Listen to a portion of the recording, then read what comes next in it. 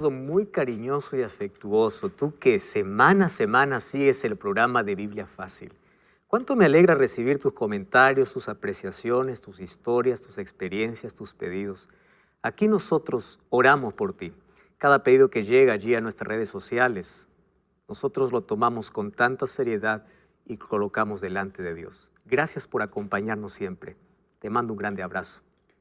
Gracias también porque estás allí con la familia, con Biblia en mano, listo para el estudio de hoy. Y hoy quiero comentarte que aquí estoy con mis amigos con quien comparto esta temporada y hoy vamos a hablar sobre el capítulo 9 del libro de Daniel. El tema de hoy será las 2300 tardes y mañanas, la segunda parte. ¿Recuerdas que en el capítulo anterior solamente comprendimos un pedacito, un tiempo muy corto de los 2300 años? Hoy queremos comprender la profecía completa. ¿Estás preparado? Hoy vamos a hablar acerca de la segunda parte de Daniel capítulo 8, o la pregunta que se hizo allí, ¿hasta cuándo durará todo esto, verdad? Toda esta persecución contra Dios, contra el pueblo de Dios. Entonces, vamos a hacer un brevísimo repaso de lo que hemos visto nosotros hasta acá.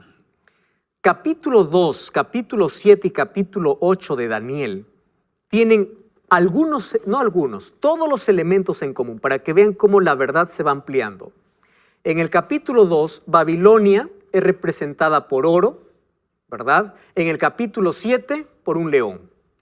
En el capítulo 2 vemos allí a Medo-Persia, que aparece en el capítulo 2 como plata, en el capítulo 7 como oso y en el capítulo 8 como un carnero, bajo 3 imágenes diferentes. Nosotros también vamos a encontrar, por ejemplo, en el capítulo 2 que Grecia es representado por el bronce, en el capítulo 7 como un leopardo y en el capítulo 8 como un macho cabrío. Roma, en el capítulo 2, es simbolizado por el hierro, en el capítulo 7 como una bestia terrible y en capítulo 8 como la Roma imperial o como el cuerno pequeño. Allí en el capítulo 2 encontramos que en nuestros días estamos en los pies de la estatua, ¿verdad? Sería arcilla o barro con hierro, según el capítulo 2. Según el capítulo 7, en nuestros días, ¿qué se estaría viviendo? El juicio divino, y ahí es colocado el cuerno pequeño, en el tiempo del fin. En el capítulo 8 vamos a ver que el santuario sería purificado en nuestros días bajo aquí en la tierra estaría actuando un poder como Roma papal. Si nosotros vemos los elementos que se repiten y en cada uno de ellos hay un detalle más, como para que no quede duda. Solo que lo que me encanta de todo el libro, ¿saben qué cosa es? Que tanto el capítulo 2, 7 y 8 siempre termina con una promesa. ¿Cuál es la promesa? El reino es dado a los santos. El final de los imperios, el reino de Dios. El final de las 4 bestias, recuerdan que hubo un juicio y después el reino fue dado a los santos.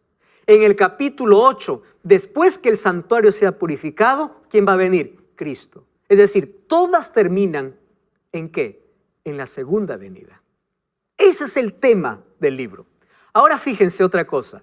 Allí nosotros encontramos en 1450 que el santuario allí fue construido en el Sinaí. Este santuario terrenal lleno de sacrificios llegó a su fin ¿cuándo? En el Calvario, cuando Cristo murió. ¿Cuándo murió? En el año 31. Cuando Jesús fue al cielo, entonces Cristo ofició el continuo. ¿Recuerdan el continuo sacrificio aquí? Ahora Cristo llegó a ser nuestro sumo sacerdote. Mientras Cristo era nuestro sumo sacerdote, ¿qué estaba sucediendo en la tierra? Los 1260 años de persecución, hasta el tiempo del fin. ¿Por qué el tiempo del fin? Porque ahora Cristo pasaría a ser nuestro sumo sacerdote. ¿Se acuerdan del santuario terrenal? Entonces Cristo también haría estas dos funciones, de sacerdote y de sumo sacerdote. Ahí todavía no hemos llegado. Ahí tenemos que comprender la profecía. ¿En qué momento Jesús es sumo sacerdote? ¿Y por qué decimos que es sumo sacerdote? Porque así como en la tierra, en el cielo, ¿qué cosa ocurriría? Una purificación. Porque dice, hasta 2300 tardes y mañanas, el santuario será purificado. Muy bien. Entonces ahí viene la pregunta ante todo lo que hace el cuerno pequeño: ¿hasta cuándo ocurrirá esto? Y la respuesta es: hasta 2300 tardes y mañanas el santuario será purificado, según Daniel capítulo 8, versículo 14. El capítulo 9 llega al punto más excelso. ¿Saben por qué? Porque aquí se revela Daniel, el Mesías. Miren, en el capítulo 7, Jesús es el rey del universo. En el capítulo 8, Jesús es el pontífice o sumo sacerdote. Y en el capítulo 9, Jesús es presentado como ¿qué? Como sacrificio. ¿Ustedes se dieron cuenta cómo va descendiendo en lugar de ascender? ¿Cómo comienza presentando a Jesús? Como el rey. Luego, ¿como qué? Como un sumo sacerdote. Y termina como ¿qué? Como sacrificio. ¿Recuerdan lo que dice Filipenses capítulo 2? El rey del universo se humilló. Aquí está también esa secuencia. Ahora, fíjense lo que ocurre. Allí encontramos en Daniel que Daniel hizo una oración. En esa oración él reconoce su condición, él pide misericordia, él tiene un pedido específico para Dios, que Dios pueda actuar. ¿Para qué? ¿En qué tenía que actuar? Porque según la profecía, solo 70 años deberían ellos estar esclavos. Ahora ellos tenían que volver y le dice: Señor, ¿cuándo vas a cumplir tu promesa? Además, él estaba confundido totalmente, perdido en la profecía que no entendía. ¿Qué profecía no entendía? Las 2300 tardes y mañanas. Y cuando él escuchó que el santuario sería purificado, ¿saben lo que Daniel entendió? Dice, Jerusalén va a ser construida. Y allí nuevamente vamos a celebrar nuestros sacrificios. El ángel le dice: espera, esto no es para tus días. ¿Para cuándo sería? Para el tiempo del fin. Ahora, ¿qué cosa ocurre? Allí Dios le muestra a través del ángel cómo sería el asunto de los 2300 tardes y mañanas. Les recuerdo que esta es la segunda parte. La primera parte ya vimos. Ahora solamente un repaso breve. Le dice a Daniel: 70 semanas están determinadas para tu pueblo. Es decir, de las 2300, 70 es para el pueblo judío. 70 por 7 nos da 490. Si nosotros aplicamos el principio de día por año, serían 490 años. Solo que esas 70 semanas están divididos en 3 periodos, según Daniel capítulo 9, versículo 24 hasta el versículo 27.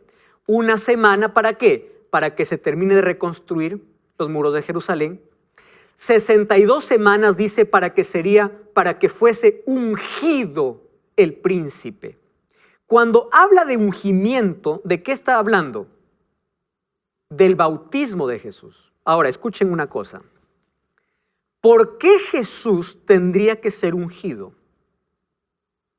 Porque no podría ejercer su sacerdocio sin antes haber recibido un ungimiento a la vista humana, porque Él es Dios, Él puede hacer lo que quiere, ¿verdad? Pero para que pueda quedar claro a los seres humanos que así como en la tierra ocurría un sacrificio, una expiación, así también en el cielo, Él decidió que parte de la profecía dijera hasta el ungimiento del Mesías, que se refería ¿a qué? A su bautismo. Ahora, cuando Jesús se bautiza, estaría dando inicio a la última semana de oportunidad para el pueblo judío. Una semana, ¿cuánto equivale? A 7 años. Y por eso es que la profecía dice, en esa última semana, desde el ungimiento de Cristo, que fue el año 27, a la mitad de semana haría cesar el sacrificio. Quiere decir que en el año 31 Jesús moriría. Porque 27 más 7, ¿cuánto nos da? 34. Si nosotros ponemos 3 años y medio a cada lado, nos da que en el año 31 se cumpliría la mitad de semana. Esta es una profecía totalmente mesiánica. Aquí encontramos el cuadro, 7 semanas, 62 semanas, y la última semana se refería al ministerio de Cristo aquí en la tierra, aún a favor del pueblo judío. Ahora, todo comienza con su bautismo. Ahora vamos a tomar la última semana que dice Daniel capítulo 9, versículo 27. En la última semana, fíjense lo que ocurre. En el bautismo de Cristo, Jesús es ungido como sacerdote Y en ese bautismo, Él ratifica también su entrega voluntaria. Es por eso que allí cuando terminó de bautizarse, ¿recuerdan lo que apareció? Una paloma y una voz en el cielo que decía, este es mi Hijo amado. ¿Qué cosa estaba confirmando Jesús allí en el bautismo? Que Él había venido a cumplir una misión. Ahora, fíjense lo que sucede. Dios es puntual y exacto. Ya lo dijimos eso aquí. Gálatas 4:4 dice que Él vino en el tiempo exacto. Ustedes saben que la muerte de Jesús estaba establecida desde antes de esta profecía. Miren, cuando Dios le pide a Moisés que puedan hacer la Pascua, ¿recuerdan la fiesta de la Pascua? ¿Qué era la Pascua?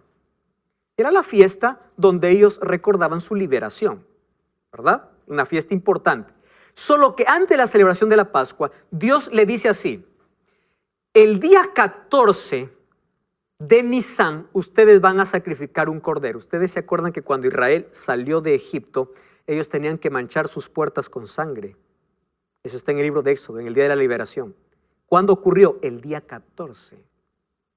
Y después de eso, celebrarían la Pascua. La fiesta de la Pascua duraba 7 días. El primer día y el último día se llamaba sábado.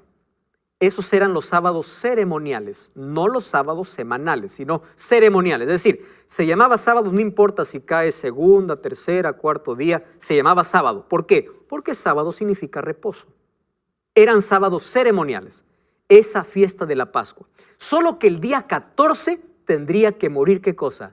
El cordero. El día 14 de Nisán, ¿saben a qué fecha corresponde a nuestro calendario? Al día 26 de abril. Allí comenzaría esta fiesta de la Pascua. Ahora, lo interesante es lo siguiente. ¿Ustedes sabían que el cordero para ser sacrificado el día 14, ¿saben cuándo se separaba? El día 10. Ahora, presten atención. Cuando Jesús entró a Jerusalén, días antes de morir, ¿recuerdan cuando entró en un asno y todos quisieron proclamarle rey? ¿Saben cuándo Jesús entró? Justo el día que se escogía el cordero. Pero nadie de ellos se dio cuenta. El mismo día que se escogió el cordero, Jesús entró allí a Jerusalén. ¿Y saben cuándo murió Jesús? Justo el día de la Pascua. Cumpliendo exactamente todo lo que el pueblo de Israel había practicado por tantos años. Jesús sabía que su hora había llegado. Antes de la fiesta de la Pascua, Él comió con sus discípulos en la noche que amanecía al día en que era muerto el Cordero Pascual. Es decir, ¿qué cosa hizo Jesús con sus discípulos? La última cena. Eso se llama la Cena del Señor. Allí Jesús instituiría la Cena del Señor, iba a reemplazar a la Pascua. Es decir, no más tendríamos fiesta de Pascua, pero sí Cena del Señor. Ahora, fíjense lo que ocurre. Esa misma noche Jesús fue aprisionado y fue crucificado. ¿Cuándo? El día viernes 14 de Nisán. ¿Qué?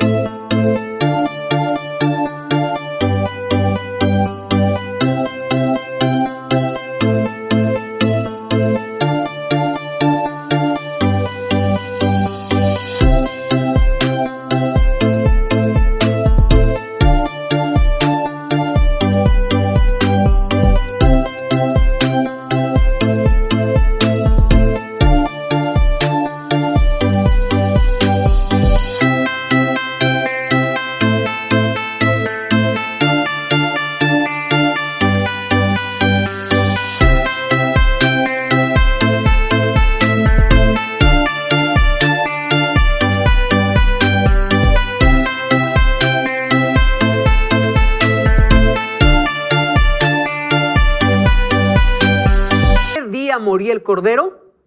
14. Ese mismo día murió Jesús. ¿Saben a qué hora murió Jesús? A las 3 de la tarde. ¿Y saben qué cosa se hacía a las 3 de la tarde? El sacrificio. Por eso es que cuando Jesús muere y dice consumado es, dice que el velo se rompió de arriba hacia abajo. Lo normal sería que de abajo hacia arriba se rompa. De arriba hacia abajo, como si del cielo rasgara y dijera, se acabó aquí los sacrificios de animales. Hubo tinieblas sobre Jerusalén, hubo un gran terremoto y el cordero que iba a ser sacrificado huyó. ¿Por qué? Porque ahora estaba muriendo el verdadero cordero. ¿Entienden la exactitud? El mismo día que el cordero se sacrificaba, Jesús murió a la misma hora. Ahora fíjense, la crucifixión lo inventaron los asirios, pero lo adoptaron los romanos. Quiero, para que ustedes puedan tener una idea, leer este texto.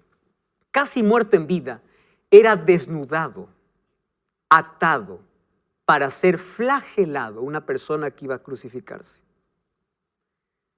Hasta que la espalda, el pecho y los muslos queden hechos jirones por los azotes.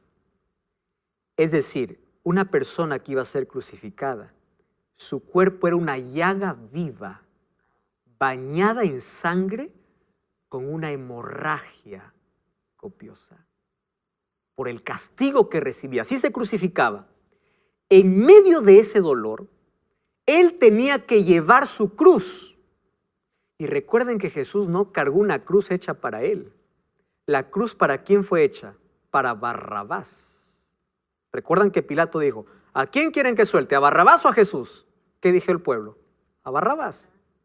Y Barrabás era un hombre fuerte, él era un hombre malo. La cruz para Barrabás era la más pesada, porque él era un criminal. Pero no la llevó Barrabás. ¿Quién la llevó? Jesús. Barrabás representaba en ese momento ¿a quién? A toda la humanidad.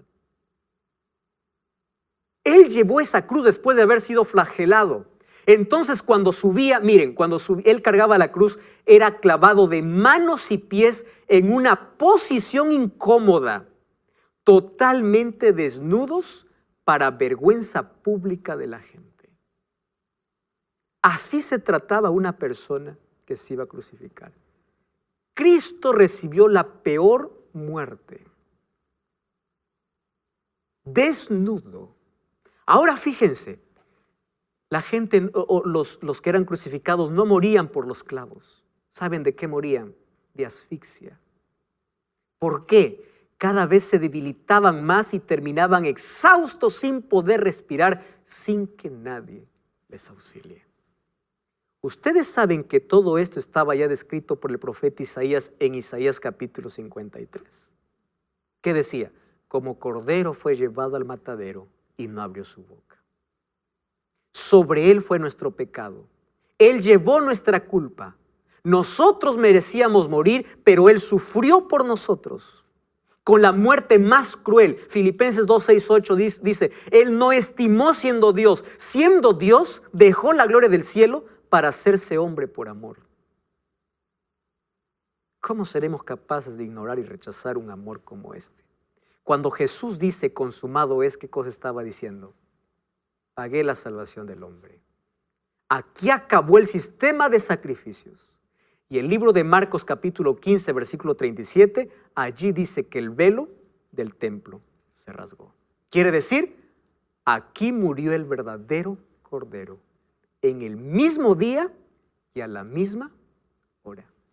Es decir, Jesús murió un 26 de abril del año 31. Ese mismo día. Ahora Semana Santa se celebra en cualquier otra fecha próxima, pero ese es el día de la Pascua, ese es el día donde sacrificaban el cordero, ese día Jesús murió. Daniel 7 me presenta a Jesús en el juicio actuando a favor de su pueblo. El mundo y el cuerno pequeño estaba en guerra contra Dios, pero ahí me presenta que Jesús es el Rey eterno. Daniel 8 me presenta a Jesús como sacerdote y Daniel 9 Jesús como sacrificio, un rey que se humilló. Ustedes saben que el preterismo y el futurismo pisotea el sacrificio de Cristo. ¿Saben por qué? Quieren tomar la semana del sacrificio de Cristo y mandarlo al final de los tiempos. ¿Para qué? Para quitar el sacrificio de Jesús. Ahora, 70 semanas están determinadas para tu pueblo. Las 70 semanas entonces comienzan en el año 457 y va hasta el año 34. ¿Por qué hago tanto énfasis en la última semana? Porque esta semana es de nuestra redención. Ahora fíjense, vamos a sumar. ¿A los cuántos años el santuario sería purificado? A los 2300 años. ¿Está correcto? Dice, 2300 tardes y mañanas el santuario será purificado. ¿A cuánto equivale una tarde y una mañana? A un día. ¿A cuánto equivale un día en la profecía? A un año. Ok, entonces, vamos a restar entonces 2300 menos 490 que ya se cumplió. Si nosotros restamos, ¿cuánto nos da? 1810 años. ¿Correcto? Mírenme, 2300 menos 490 nos da 1810 años. Entonces está fácil. Porque si yo sumo, ¿cuándo fueron cumplidos los 490? En el año 34. ¿Qué cosa tengo que hacer para llegar a las 2300 tardes y mañanas? Solo sumar del año 34 más 1810 años, ¿qué cosa me da? 1844. Hay fechas importantísimas en la profecía. 1798, el fin del periodo del Papa como poder absolutista y perseguidor, ¿correcto? Y de allí 1844. Ahora quiero que recuerden algo. Acuérdense lo que yo les voy a mencionar ahora. ¿Se acuerdan qué ocurrió en Daniel 7? El Daniel 7 dice que habría un juicio en el cielo. ¿Se acuerdan ustedes del juicio? ¿Después de cuándo sería el juicio? ¿Recuerdan después de qué? Después de que el cuerno pequeño actuara en la tierra. ¿Cuándo terminó de actuar? En 1798. Pero ahí no les dije la fecha.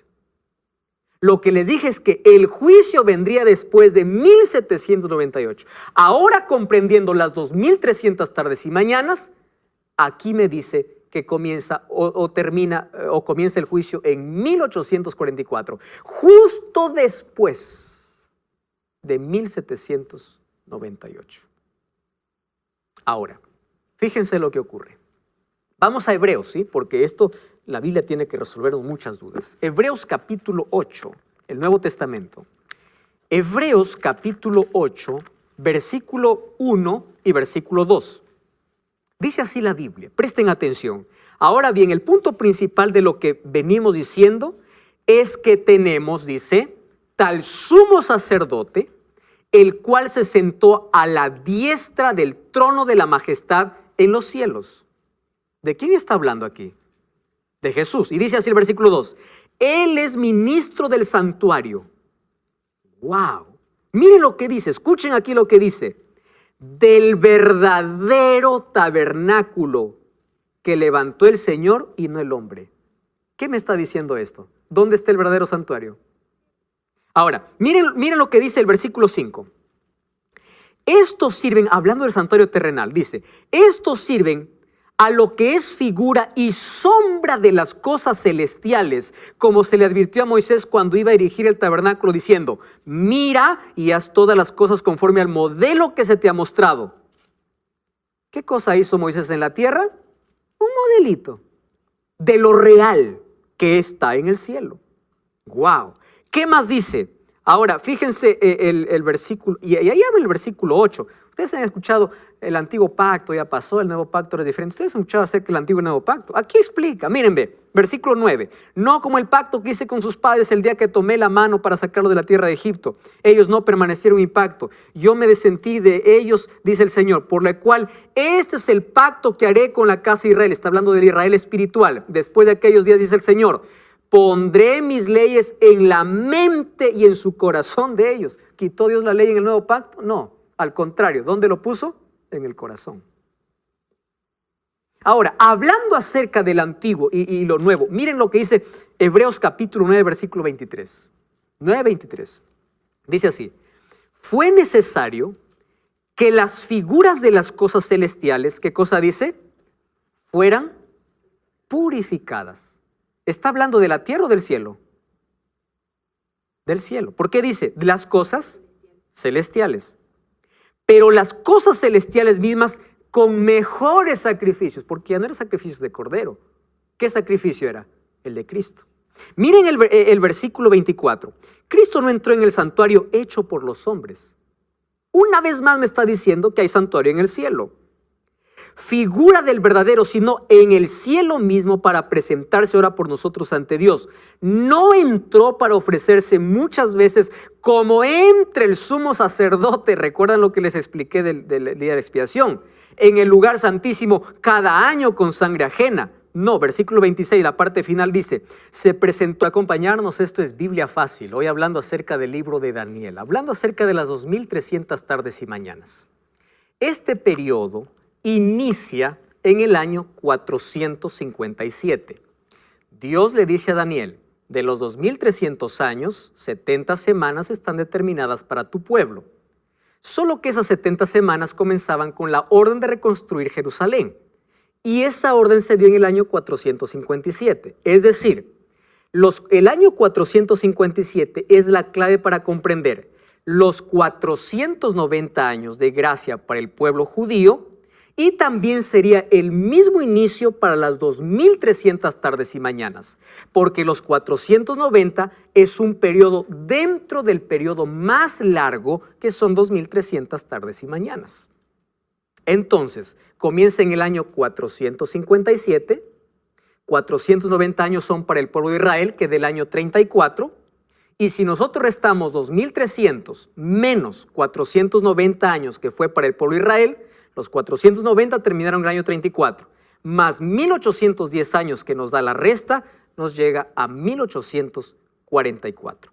Tú puedes tomar allí una hoja, puedes registrar detalle por detalle todo lo que he dicho, y si tienes alguna duda, también puedes escribirme.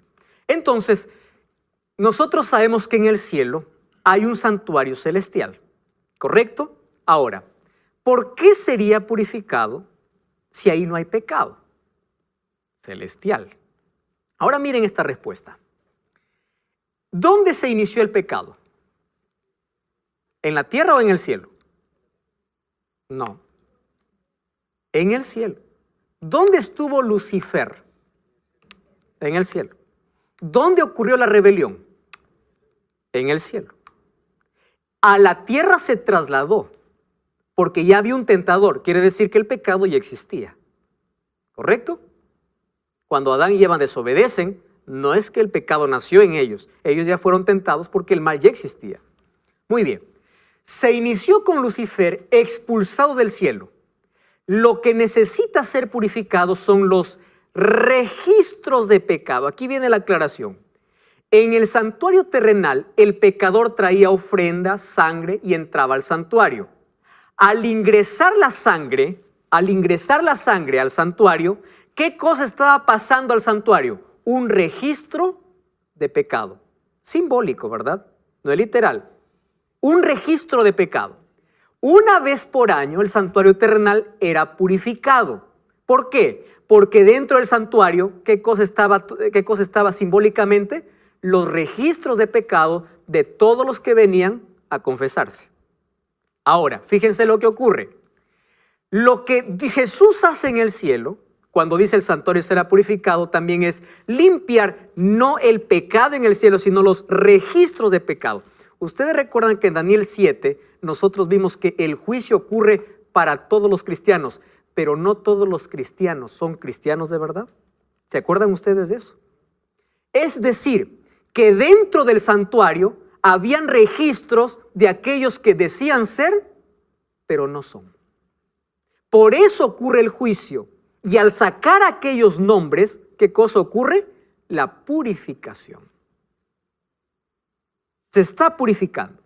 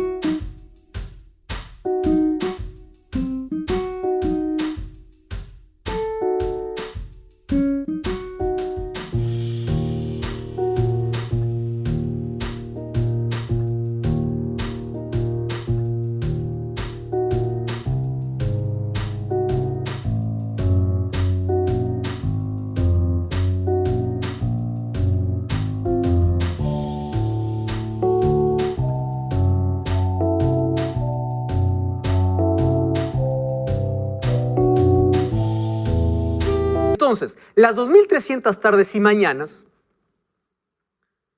nos lleva desde el año 457 hasta el año 1844.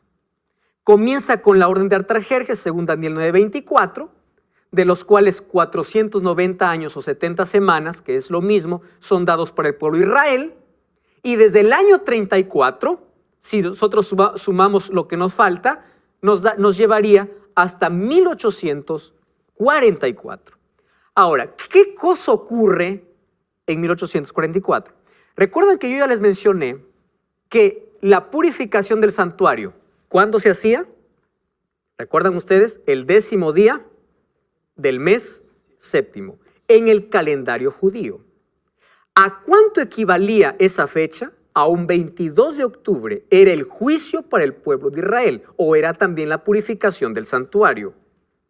Ahora, cuando allí empezó un movimiento a hacer un estudio y encontró esta profecía, dice, hasta 2300 tardes y mañanas el santuario será purificado. ¡Wow! Ellos tuvieron otro pensamiento. ¿Qué pensamiento? Dijeron, santuario de Dios es la tierra. Cuando dice que el santuario purificado significa que la tierra será purificada. Cristo viene. Ellos empezaron a hacer los cálculos y dieron con el 22 de octubre de 1844 y se levantó un movimiento en todo el mundo que no tenía nombre. Se llamaba un movimiento que espera a Jesús. Porque el mensaje, ¿qué cosa era? Cristo viene el 22 de octubre de 1844. ¿Quién levantó este movimiento? Guillermo Miller. Vamos a Daniel capítulo 10, Apocalipsis capítulo 10. Apocalipsis capítulo 10. Miren la profecía, cómo se complementa entre Daniel y Apocalipsis.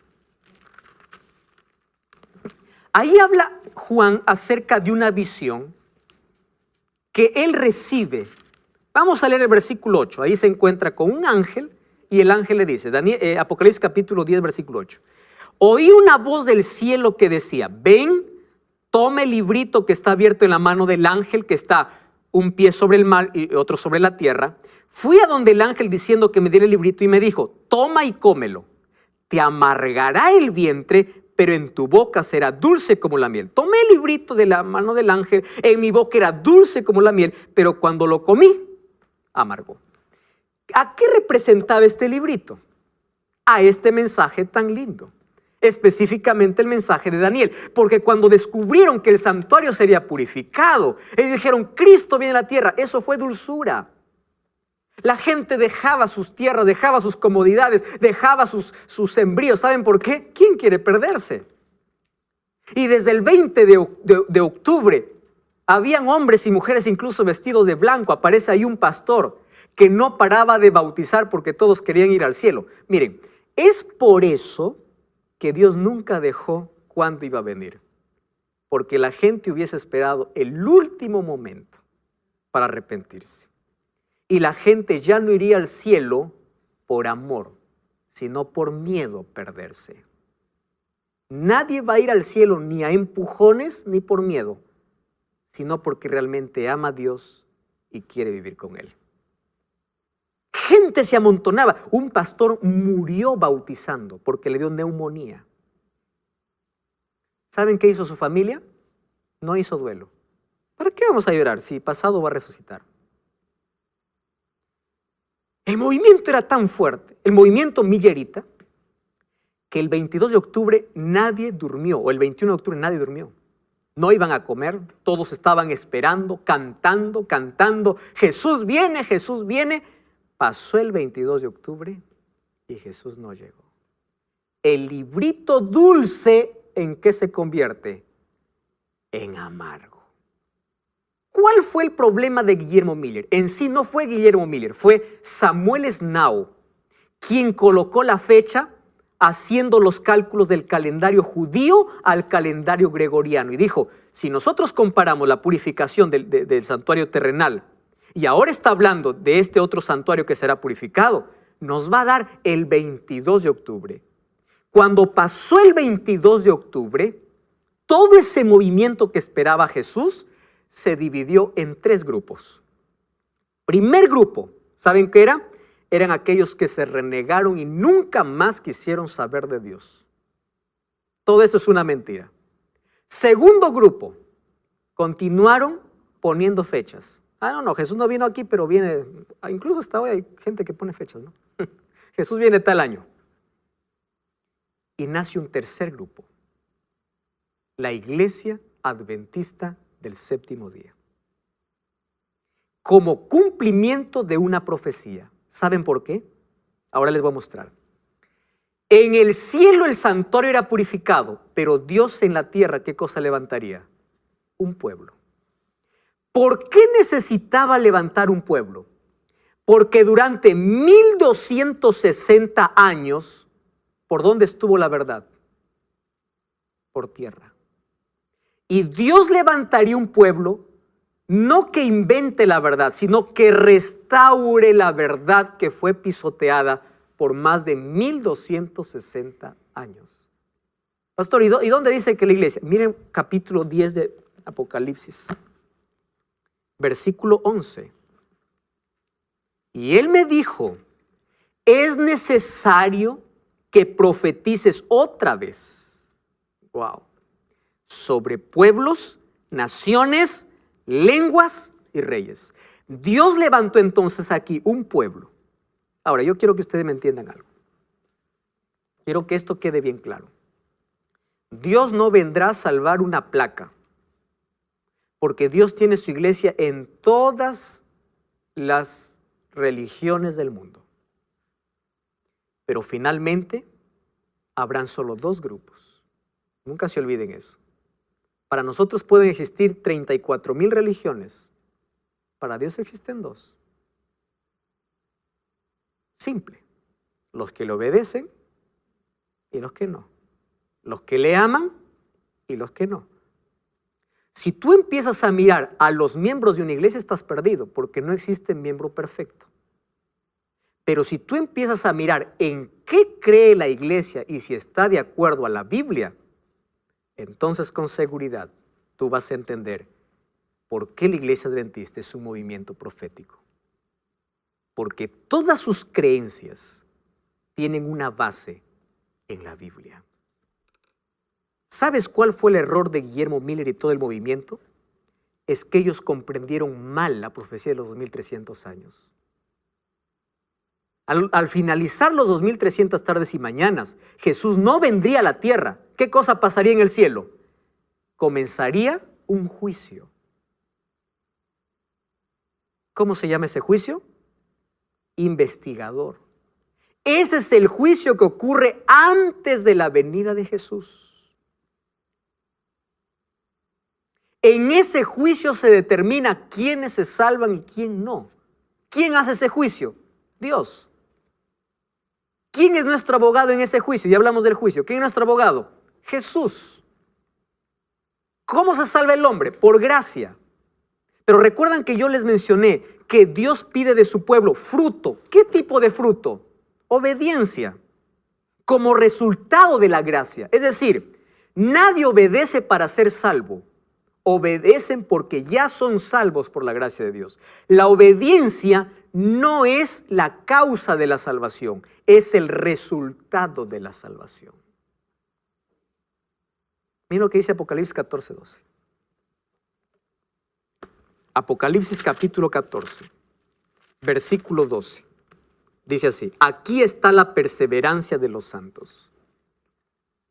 Está mostrando no la causa de la salvación, sino la evidencia de la salvación.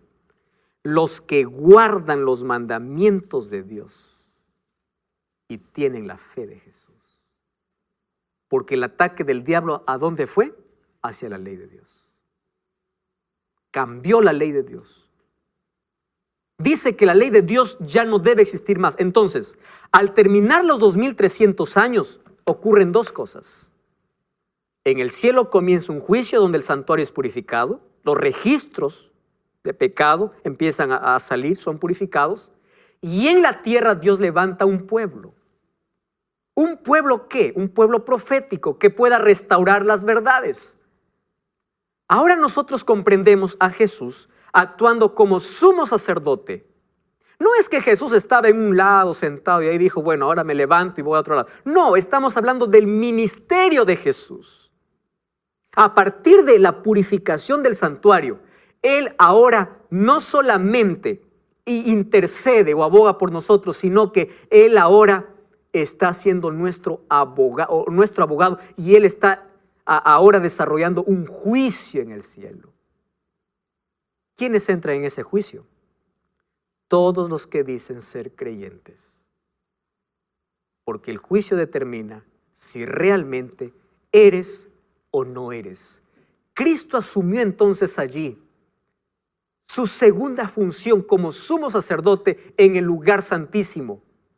Porque todo lo que se hacía en la tierra, ¿qué cosa dice Hebreos? Que era figura de lo que está en el cielo.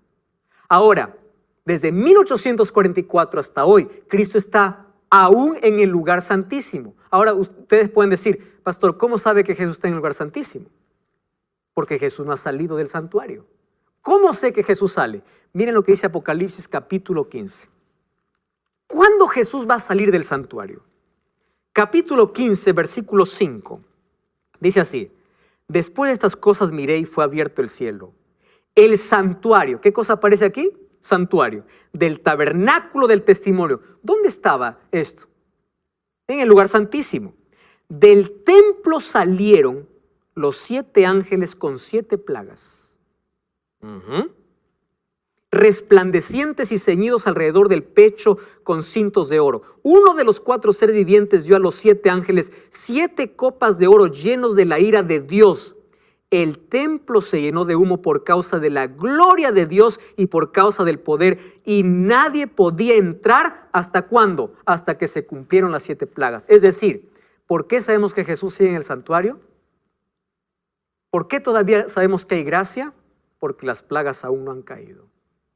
Porque cuando Jesús sale del lugar santísimo, quiere decir que acabó la obra intercesora. A eso se llama fin de la gracia.